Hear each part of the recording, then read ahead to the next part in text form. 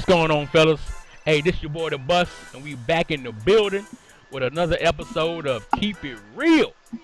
And I'm here with the homie Tight Work. What's up, man? Hey, I made it. I think I got my night voice on, so forgive me, but hey, I'm about to keep it real though. Hey, we gonna keep it real, man. Hey, now it's normally the three amigos, but the other amigo is gone. But we got a special guest on here today, and that's the homie Jay. What's up, Jay? All right, let's get it. Glad to be here, man. Oh man, we got Jay on Keep It Real. It's gonna be a great show today. Let's get it. All right, man. So, hey, let's just chop it up for a quick second, man. Let's see what's going on with the Seahawks, man. What's going on with your team, man? How you enjoying the DML?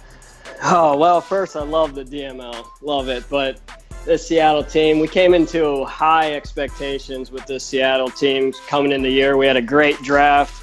And honestly, looking at the division, I played everybody tough. And going into the division, we had 3 playoff teams. And 2 of those teams came in at 8-8 records. So I was coming into the season pretty strong. Now I'm sitting here at 1-5, and we are questioning everything. Gotcha. It's looking rough. Looking rough. Hey, well, that's part of the deal, man. You just gotta keep rocking and keep pushing, man. Tight. What's going on with them Dolphins, man? Our phones are open trying to get that quarterback out of Seattle because I don't think he's too happy down there. But other than that, we stand the course, man. We followed on the plan. We trying to stay right below the radar, and the win's gonna come. It's a process. We trust in the process. I got you. Well, you know what they say, man. They say it's not a race, it's a marathon, man. So we're gonna see what happens, towards the end of the season as we move on into high stakes. And I'm not gonna really elaborate on the Bears because we might talk about them as we roll on into this show. So. No, keep it real. Let's talk about them Bears, man. Let's see what's going on with them Bears. It ain't really nothing to see with the Bears, man. Right now, we sitting at 6-1. I got a tough matchup coming up with the Jaguars today. I don't know how that's gonna go, but we'll see. We'll see how it goes. That's about it with the Bears, man. There's nothing to see here. We trying to stay focused and just keep winning. That's it. So. Hey, with this show, man, today, what we're going to do is we're going to dive into the mid-season standings, and we're going to pick 2 divisions. One will be the NFC North, and the other will be the NFC South. So, with that being said, first up is the Chicago Bears. That's why I didn't really elaborate too much, but right now, we are sitting at 6-1. 6-1. We had a tough loss against the Saints last week, and we just got to bounce back, man. Just got to bounce back. So what do you guys feel about the mid-season standings for the Bears? Well, if you don't mind me jumping in here, I think it shows so far that you're leading the division in passing touchdowns, and you have 79 first downs so far. The closest guy is 84 at the Packers. And stat-wise, you're right there at the leaderboard of that division. Now, rushing's a little bit different, but we all know what kind of beast they have down in Green Bay. So, yeah. But other than that, it's looking nice. That offense is starting to roll. Yeah, it's starting to roll a little bit, man. The NFC North is going to be a tight division. But we just seen the Bears right now at 6-1. We got three more teams to look at to see how those teams turn out. So let's keep it moving, man. Tight. He'll be able to chime in on the next team, and the next team up has the same record as the Bears, sitting at 6-1. And that's one of your boys, Jay. But we're gonna let Tight Work, elaborate on what he's seeing in Green Bay and why they're 6-1. They should be undefeated right now. When they played the high-flying Cowboys, they went away from their game plan for running that rookie superstar, that Heisman Trophy winner, I should say, and candidate for Rookie of the Year, and he got away from his game plan. But every game that he stuck to his game plan, they won, and they look good, man. They look good. They look very impressive. I think last week he rushed for 200 yards. If they keep that up, hey, it might be a showdown at the end of the season between these Bears and Packers. It could be, man. I think it's gonna come down to these two teams, but I think the Bears have them circled on their calendar this year, both dates. Because if y'all don't remember, last year when we played the Packers, I think it was in the week 17 or whenever, they gave me a donut. And I like donuts, but not in that way. So we gonna remember that, and we gonna try to hand him some donuts when we first meet them this season right here. I don't know how it's gonna go, but I know we're gonna have to watch out for him. He has a great offense, and he's a real good Madden player, man. Definitely. Yeah, I can't wait to see that. Yep. Yeah, it's gonna be a good matchup. So let's keep it moving, man. We talked about the Bears, talked about the Packers. Both those teams are at 6-1. The next team up is the Detroit Lions, and let's see how they look. 3-4. The Lions are sitting at 3-4. So, do you guys think they're right in the hunt, or are they playing for a spot in the draft? Hey, they playing for next year, man. I stick a fork in them. These Lions are done. Or let's Red Dead reference. Hey, let's just go ahead and skin them, so I can sell this lion pelt. Yeah. Make me a couple dollars off that pelt, man. Hey, it's a 3-star, so you know it's that good quality. Yeah, I get a nice little penny off A. Nah, but they not looking good right now. He's turning the ball over too much. Yeah. He's inconsistent on offense, and his defense, same thing. It's just a bunch of inconsistency. But I think they just playing for next year, man. I think it's over for them. All right, so we out here incorporating Red Dead in the NFC North, out here getting these lion pelts, 3 stars, and we're gonna trade them in and get some boots and some lion vests. A new gun. A new gun. Jay, what you think, Jay?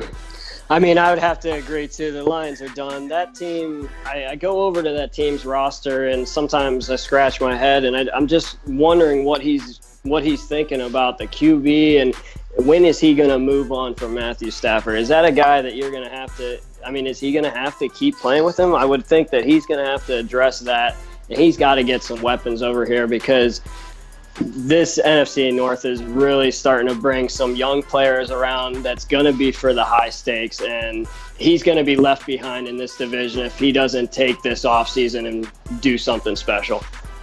Yeah, I agree with that, man. Stafford is getting up in age. I think it's going to be time for him to at least bring in a young quarterback to take over this franchise and try to lead them, at least try to get a playoff spot. I mean, it's going to be tough. I mean, I think the NFC North has gotten a lot tougher.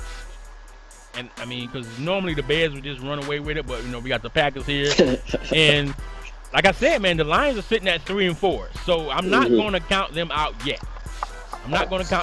So we might have to hold on to that lion pelt and see what we can get later on. But speaking of pelts, we got these Minnesota Vikings coming up, and they are sitting at 1-6. That's a tough season. Yeah, that's very tough. I don't know. I think the ship has sunken over there with the Minnesota Vikings right now, man. But I mean, they play tough though. They play tough. What do you guys think about those Minnesota Vikings? Well, there's one stat that sticks out to me when I'm looking at these conversions. Just on third down, he's 28 for 63. I mean, it's not a horrible number, but you can start to see where that can take a toll on anyone's offenses. If you're not converting those third downs and trying to, move drives down the field, you're going to get caught up each time. And that seems like an issue for him. He's got to get better on third downs. And his defense, just looking at sacks in the division, the Bears are running away with it with 41 sacks on the season. That's just a lot of pressure. But he's hanging in there. He's last with 20, which isn't horrible at where we're at in the season. But compared to everybody else, you got to start playing with the guys in your division and then worry about the next level. Right. I totally agree with that, man. I think him on top of those Vikings could possibly have the #1 pick in this draft. Whether he trades it or not, I don't know. I don't even know if he still has that pick. So, tight. What you think about the Vikings, man, and being at 1? I'm trying to get that pick. Hey, Flair next year is still on the block, my man. Come get it. So, I think the Vikings been watching a little kung fu because they mastered the art of snatching a loss out of the jaws of victory. Yeah. Because he played guys tough and half the game, and then he just fall apart and lose. Right. Yeah. Could it be the Madden? You know what I'm saying? He just keep getting Madden, or he got to change up something. But it was the same thing last cycle when he was in AFC East with me. He'll play everybody tough, but then find a way to lose. Yeah, he normally plays really tough. Now let's not forget the first season, the what was that called? Season of the 6 skills. Yeah. And he beat me twice. He swept me that first season, and to put, add a little salt on the wound. The last time he beat me, he was sick. Yo. So I really took offense to that, man. Like, you beat me and you beat me while you was under the weather. So I don't know what was going on in Chicago that first season, but hey, the Vikings came out, swept the Bears. I mean, we still made the playoffs, but I take it a little personal when you beat me while you sick. Yeah. But like I said, hey, that's the mid-season standings for the NFC North. As you look, we got the Bears at 6-1. Packers at 6-1, the Lions at 3-4, and you got the Vikings at 1-6. I think when it comes down to it, it's gonna be between the Bears and the Packers, and may the best team win. It's gonna be tight. I mean, it's gonna be some games where you're gonna have to win the game you're supposed to win, and you may have to look up and win a game that you may not supposed to win to see who takes the crown of the NFC North. Right now, it's still the Bears. So until somebody knock them off, I'm looking at the Bears to try to win this division. So, hey, next up, we're going to take a look at the NFC South. And we all know who that's made up of. That's the Saints, Falcons, Panthers, and the Buccaneers. Now, what do you guys think about this division before we look at the first team? It's a one-team race. It's a one-team everybody race. Everybody else fighting for second place right now. Okay. I would have to agree. So y'all saying it's a one-team race? Well, let's go ahead and look at these New Orleans Saints sitting at 6-0. So you guys saying everybody else is just playing catch-up, or they're just playing the game just to play the game? Is that what you're saying? That's pretty much what I'm saying. I mean, I'm sure they compete within this division, but that offense it can be overpowering at times. And he's got 14 passing touchdowns on the season. He's only got 3. That whole division doesn't seem like a very rushed team. And you would think different with the kind of running backs that are in that division. McCaffrey, AK-47, you even got Ronald Jones, and you got the Falcons running backs. You'd think they would be trying to pound the ball more, but the stats are not lying here as far as some of the numbers. They favor this passing right touchdowns. I mean, the Saints are a really good team. As we all know, Addy won the Super Bowl last year with the Saints, and he's looking to repeat. So I don't know who's going to be able to knock him off in this division, but let's move on to the Falcons, man, who are sitting at 4-3.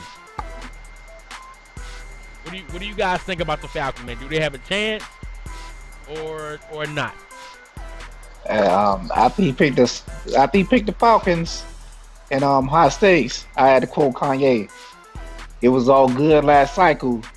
Addy got them Saints and the division dropped by everything. Man, you trying to spit some bars, man.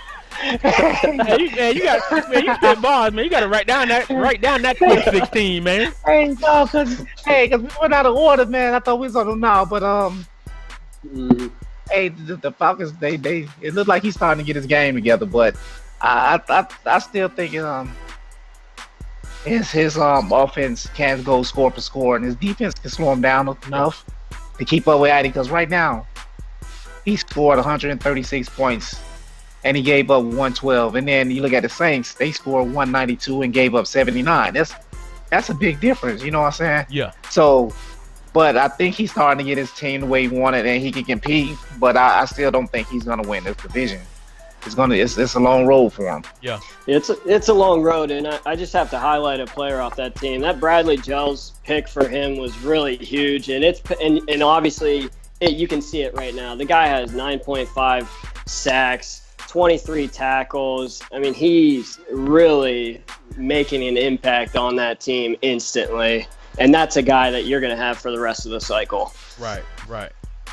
So, yeah, I think Noop is trying to get his game back. He's close right now, but the Saints are 6-0.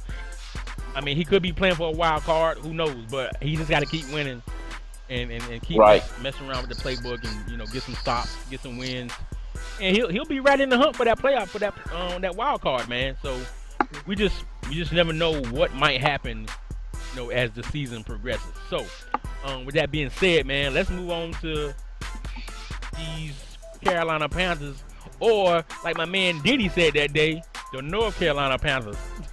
Like, how you trying to buy a team you don't even know the name, man? He said the North Carolina Panthers. Come on, man. He was getting ready to relocate him, man. Man, come on, man. So, all right. The Panthers are owned by C-Rob. And, hey, shout out to my man C-Rob, man. We tried to get you on the show today, but you answered us like 30 minutes too late. But, hey, the Panthers are like 3-3 right now. And as you see, they're in the hunt as well. I mean, this division is really close with the first three teams, as you can see. Saints 6-0, Falcons 4-3, and the Panthers are 3-3. Do you think the Panthers can overtake the Falcons or even the Saints at some point as the season progresses? I do if he stopped playing from the blimp. Oh my, the bird's eye view, acting like it's Atari. I'll tell you what, that made me nauseous the other day watching that. I had to turn it off, and I missed a great performance by a running back. But wow, it was bad. Maybe he got that red dead eye. Maybe he got that dead eye. Touche to him for being able to play like that, but not me.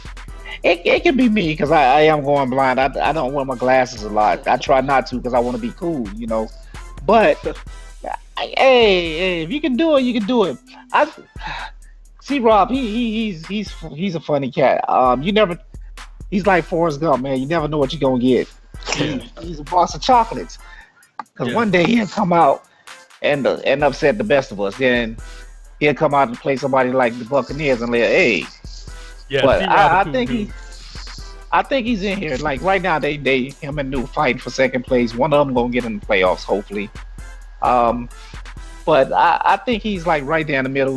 He's good enough to compete with just about anybody. But the thing with the Panthers is that they're not consistent.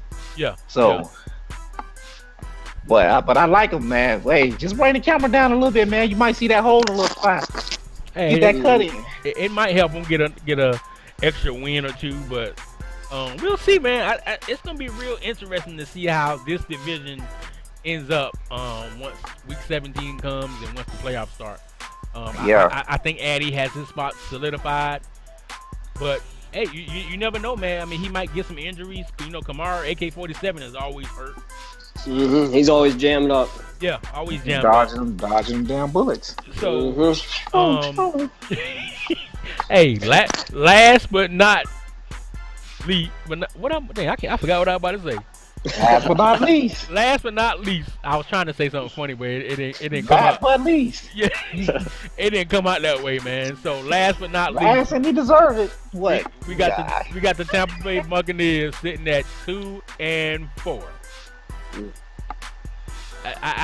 There's not too much to say about this team being last. I think they're where they should be. I think he has to change the way he manages his team to possibly get better. But at 2-4, I think you will always be at the fourth spot. I don't know. You guys can elaborate.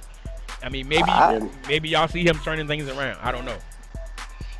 I think if he start playing at a reasonable hour where his players not sleep, Right. he'll get a couple more wins in. You know what I'm saying? He waking up too early in the AM to be playing games. I know it's computer, you know what I'm saying? It's a game, but maybe they want a little rest too, man. Mm-hmm. That schedule here is, I think, keep him back because, man, the hours that he play is crazy. Yeah.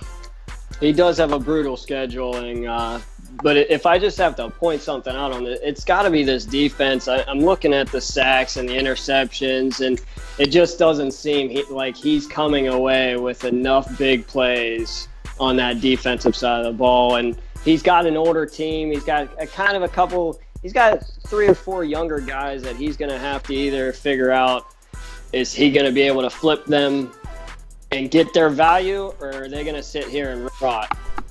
Because he's got to do something with this defense. There's too many players on this team that I'm looking, and their numbers should be a lot better. Well, I'll take the latter of the two because, man, he seems like the type of person who likes older players. Remember the trade that he made earlier, where he traded for that center?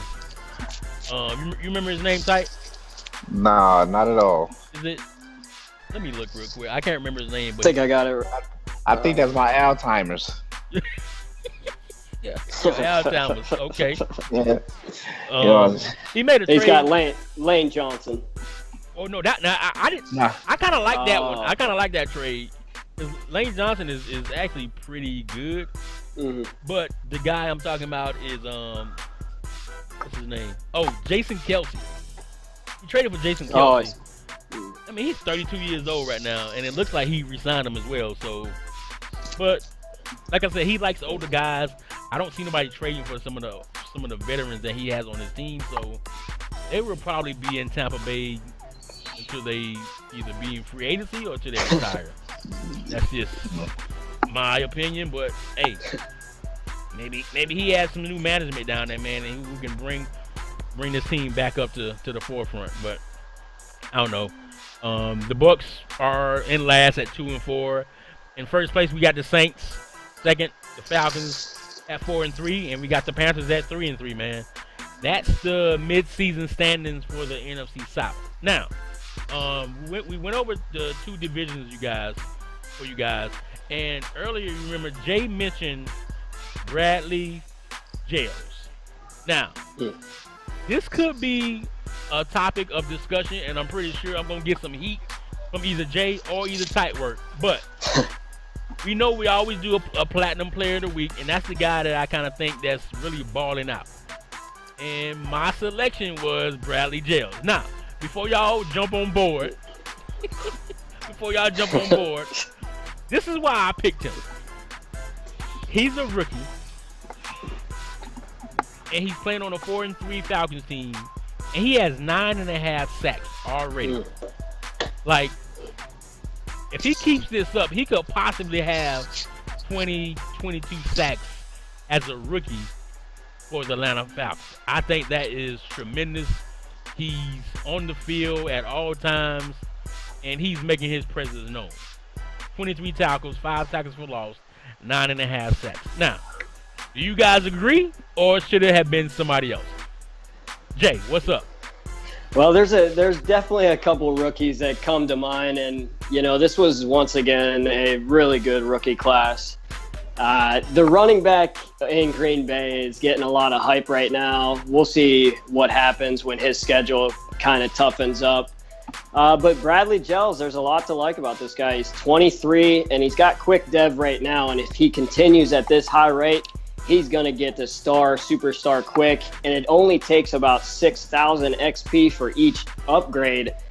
This is a very, very upgradable guy, and this guy he'll be one of the top defenders in this, and maybe even one of those Hall of Fame players that get picked in the end. Right. Yeah, I think he's going to be a real good player for the Falcons for a very long time. Now, Tightwork, I'm asking you what you think, so I'm going to get prepared for this debate. I think he's good. Jails is good, and they using him to his potential in Atlanta. But we cannot overlook Mayor. 'Cause that's how my dog pronounced it in the party. we can't overlook Mayor. Okay. Hey, Right. he's a receiver. He went number one. He got a lot of heat for going number one because you know what I'm saying, they felt like he should have went somewhere else. But he got 36 receptions, 859 yards, averaging 23.9 yards a catch, and 12 touchdowns. Then he got 25 rushes for 122 yards, 4.9 attempt, and 4 touchdowns. This man is unguardable. You know what I'm saying? I think like 4 weeks in a row he got the call from prime time. You know what I'm saying? When you ball, you get the call. I'll be the first to say I look at HBO now in a new light. Since he jumped in the party and chatted with us, he's a little bit more intelligent than I thought he was, coming up on his videos with the boom, boom, boom. Get it? But I got to get credit where credit due. Ever since he found out how to use this guy, he's got a couple wins, and his offense has been looking a little better. He still be hyperventilating on his mic during the game when he playing, right, and in his screens. But other than that, it is 1-1A. I just think that the first overall pick should have got a little bit more consideration. Yeah. But if I can't add, right, he did just suffer. This just coming in, a dislocated elbow. Joseph is out for 6 weeks. That Cowboys offense, and that might have even jeopardized Mayer from getting Rookie of the Year. 6 weeks is a long time to be out this late in the season. We'll see how the Cowboys respond to that. Yeah. Oh, wow. Yep. Well, my argument still stands. I still like my boy Mayer. Okay. So, hey, if I could have put 3 up there, I could have put 3. I would have put Bradley Gels, my man Mayer, and that running back from Green Bay. And, yo, this guy, the funny thing is the owner of the Packers didn't like him initially. He hated him, but his acceleration was too low. It took him too long to get to the hole. Karan Colbert was like, hey, man, you don't have to like me, but I'm going to go out here and play. Yep. And he has been balling out of control. Like, I think right now he's probably the best running back in the league. I'm looking at his stats, and we're going to keep it real. Wow. Bold statement. Yeah. We're going to keep it real. 169 attempts. Already has 1,000 yards and 15 touchdowns, averaging 128.8. I mean, what else do you want the man to do? Yeah, you can't argue it at all. He's really having one of those years that you can talk about. And with his age, 22, this is a guy that's going to continue to grow. And, you know, I'm glad to see he's doing good, because seeing him get picked in the top 15, and if I was a user that wanted a running back and I got him, I would have felt the same way. I would have been so disappointed about that Excel. But that shows you how much I know. So touche to Colbert for tearing it up. Yeah, Colbert is a great running back, and as you mentioned earlier, with Meyer being out 6 weeks? 6 weeks. I think this offensive rookie of the year award may be already locked up. Yeah, with yeah. Colbert. So it will. We can expect him to take on and hold that award up and put in his trophy case. Now, since you brought up the offensive rookie of the year in the NFC, right? What's up with the guy that got all the hype? You know, everybody was upset that somebody else didn't draft him, but the guy that drafted him got him. And now I don't know. I keep hearing debates like he should have went 1, he should have went 2, 3, 4. And you're somebody talking traded out of 5, and then they got another linebacker that's just as good later on at 14. But is he up there for the defensive rookie of the year? I'm talking about the guy, the Will out of same. You talking about Clemens out of New Orleans? Well, I don't. Do we got a chance to beat Gels for that rookie of the year?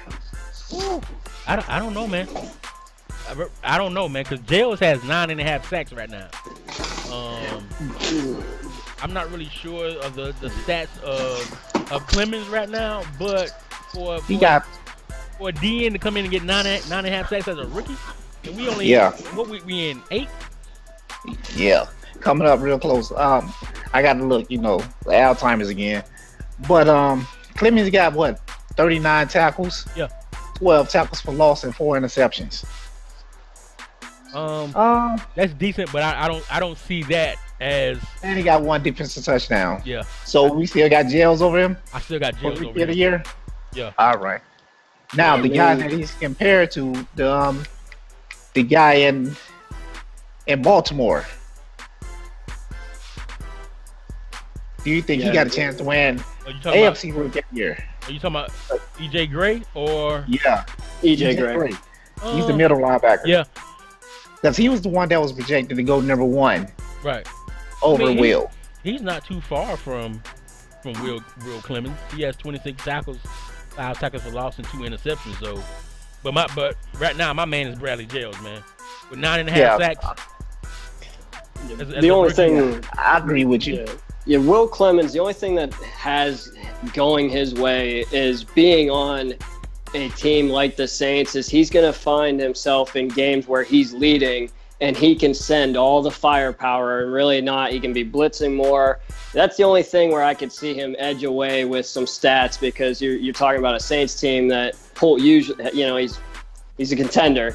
Right. And you got a Falcons team that is battling each and every week for a W, and they're a lot closer games, and it all comes down to how they're both going to be playing out for the rest of the season. Yeah, right. So this is going to be an award that we may need to watch out for to see who wins. But my vote right now will probably be Bradley Jails, man. He's a tremendous player, and he's balling out for those Falcons. So yeah. And I'm with you on that. If he doesn't bar any injuries, I think he should get it. But I know it's a lot of this rookie class was very deep. It's a lot of guys in here that we're probably not looking at that might be there at the end of the season. Right. Yep. Yeah. But right now, Jails is the platinum player, and he's standing out for a team that's just above 500. Right. Got a chance for the playoffs. And since he got him there, I think their defense has gotten better with him. Yeah, the defense is a lot faster, man. So I think we can expect the Falcons to keep, chugging along and moving up the winning board, getting a few more W's. And I'm gonna see if he can get one of those wild cards, man, and see what happens. So. Hey man, that's keep it real. We keep it real for you, man. And I'm gonna go to my co-hosts again to see if anything they want to say before we get out of here. Go ahead, man. Yeah, man. I'm. It's a good season. I'm grinding back with these Seattle Seahawks. I really am having fun with the rookies. I love that quarterback, and the second round guy I drafted is also balling out. He's leading my team in sacks, and we're just going to keep grinding away and see if we can't finish above 500 because we traded that first away, and we're looking like damn fools right now. we thank you. Well, tight work. What's up, man? I'm gonna piggyback off him. I think I need to fire my GM at the end of the season. We traded away our first round pick from last draft, and to Pittsburgh, and we traded away a good young pass rushing DN and a first round pick to Pittsburgh for a guy that our GM fell in love with at the draft, and it's not paying off for us. Because we look at Pittsburgh playing, we look at that lineman not giving up no sacks, moving people out the way. We like, he still should have been a Dolphin. So I think that trade right there was the turning point of my season, but we'll bounce back. Gotcha. So. Hey man, I want to thank you guys for jumping on the show. Keep it real. As we always state, hey, make sure you tune in to the DML Network. Hit the like button, hit the subscribe button, and watch all the shows that we have on there, man. And make sure you leave some comments, man. We do read them. At least I know I do. We do read them, and we try to bring you guys some great content. So, on that note, we're gonna keep on keeping it real 24/7, and we out.